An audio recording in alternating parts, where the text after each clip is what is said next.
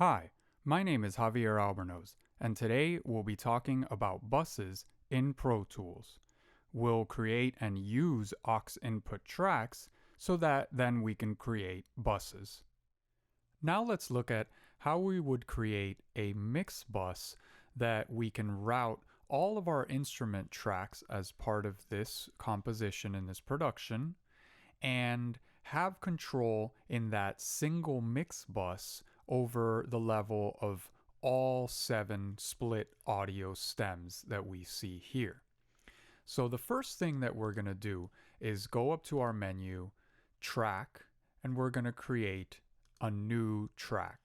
So our dialog box for new tracks pops up, and we're going to leave just one over here. So all we're creating is one aux input track. We are going to choose stereo.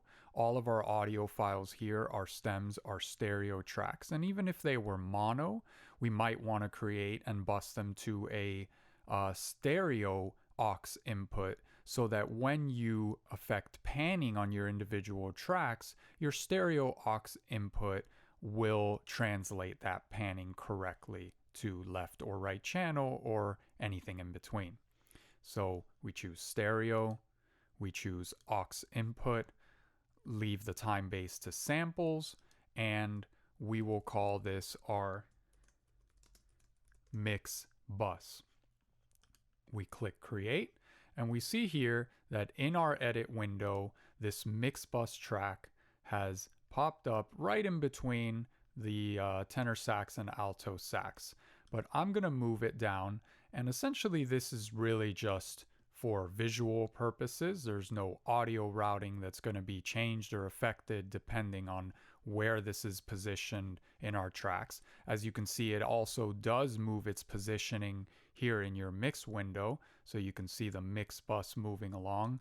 Now, as far as the chain that this audio follows is in terms of routing, we are going to end up routing all 7 of our instrument tracks to the mix bus, and this mix bus does end at the master fader. So visually, it does make sense to have it in this descending order or left to right on our mixer window as you see here. So now that we've created our aux input, we need to deal with routing. Now, if we look here in our mix window, you can see that automatically the mix bus output is routed to our master channel output, just like all of our audio tracks are right now. But our aux input track currently has no input.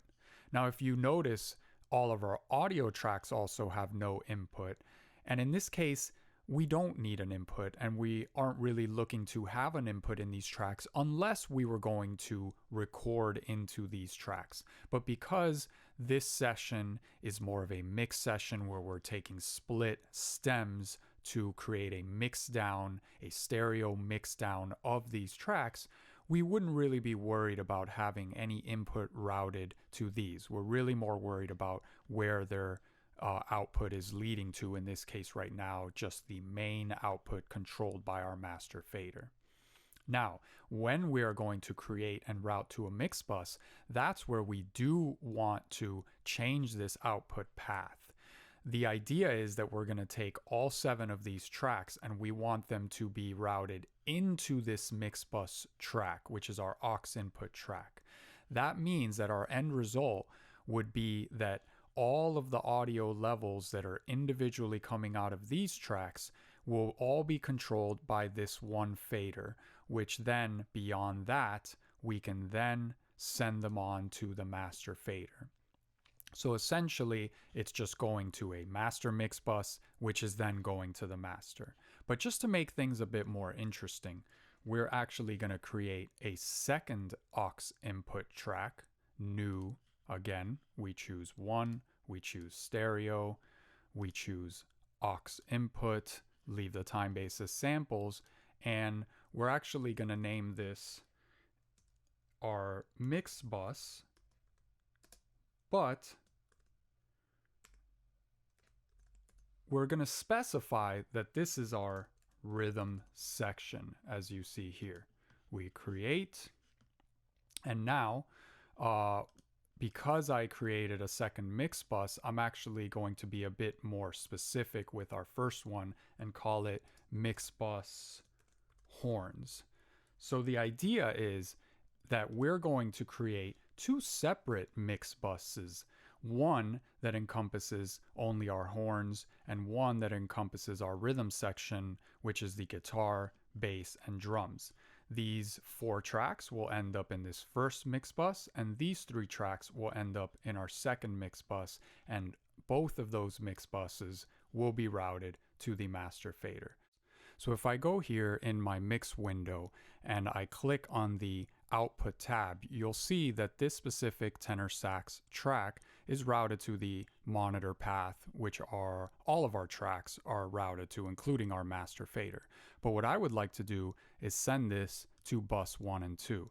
Now you can see that I can individually go and assign them the same path, but if I select the tracks, which you can also accomplish as we saw earlier in the track menus in the edit and mix window, if I hold Option Shift or Alt Shift and I select the bus, it will send all of the selected tracks together. So it's just a little shortcut to get multiple tracks routed at once. So let's do the same thing now. We sent those to bus 1 and 2. We're going to send our rhythm section to a different bus. So it can't be bus 1 and 2 or they'll end up in the same path. We hold Option or Alt Shift. We select, and now we go to 3 and 4. Make sure you're choosing the stereo bus because we did create stereo aux inputs. So now you can see here, and you can actually see the same in the edit window in the output path. It actually reflects there as well. Might be a little easier to see here in our mix window. So you can see that our 4 horn tracks are going to bus 1 and 2, while our rhythm section tracks are going to bus 3 and 4. So the next step would be going to our aux input channel here we made, and we called it mix bus horns, and we're actually going to go here now to input where it says no input selected. We're not going to choose something from our audio interface because it's not a physical input. This is all just internal routing within Pro Tools. Now what we're going to do here is make sure that the input is the bus that we selected to route all our horn tracks to. And in this case, that's bus 1 and 2. So now you can see the path. These 4 tracks go to bus 1 and 2. Bus 1 and 2 is routed into this mix bus, and the final output goes to our monitor path, which is ADAT 1 and 2. So let's repeat these steps for our rhythm section. We are going to select them all, and as a group, send them all to our bus 3 and 4. There we go. So now they're all input to their corresponding path. Bus 1 and 2 to our mix bus 1 and 2. Bus 3 and 4, the rhythm section output, into our mix bus rhythm section here where bus 3 and 4 is input. And again, both out to the master path. So let's take a look at what these results lead to in terms of the audio routing within Pro Tools. So if I were to mute my rhythm section bus, what you're going to hear even though these tracks are not muted, our rhythm section, you're not going to hear them because they are routed to a mix bus that is currently muted. So let's check that out. We've got our bass playing, our drums playing, but no audio because again, they're going to a mix bus that's routed. Once the tenor sax starts to play, we are starting to hear the horns. And why is that? Because they are routed to an unmuted mix bus. Now let's repeat the same thing, but this time we're going to unmute our rhythm section, but mute our horns. So right now only bass and drums are playing, so we actually don't know yet if our results are correct. But now that we see the tenor sax level meter moving, we're not hearing it. That's because it is going to our mix bus horns over here. Now if we unmute, we've got all all of them at once, if we mute both of these, even though we see all our level meters going, nothing is reaching the master because we've now muted our master, our buses going to the master fader. So that's one way of using mixed buses. You can imagine that you can really separate these tracks into any variation that you would find helpful. For example, maybe saxophones would be a group and brass would be another mix bus. Maybe you want your guitar and bass together, but not your drums, or maybe bass and drums together. And it's really up to you to just create aux inputs, set up your routing, and it makes it a lot easier when working with a huge amount of tracks.